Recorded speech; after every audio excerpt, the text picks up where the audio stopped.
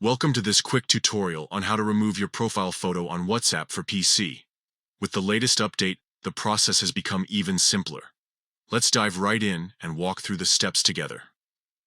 First things first, open up your WhatsApp application on your computer. You should see the familiar interface with your chats listed on the right side of the screen.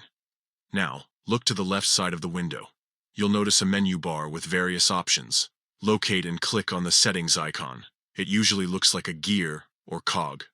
Once you're in the settings menu, you'll see several options. We're interested in the profile section. Click on that to proceed. In your profile settings, you'll see your current profile picture displayed prominently at the top. This is where the magic happens. Simply click on your profile photo and a new window will pop up. In this new window, you'll see an option that says Remove Image.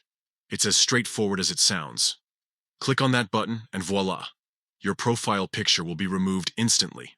And there you have it. Your WhatsApp profile on PC is now picture-free. It's that easy with the new update.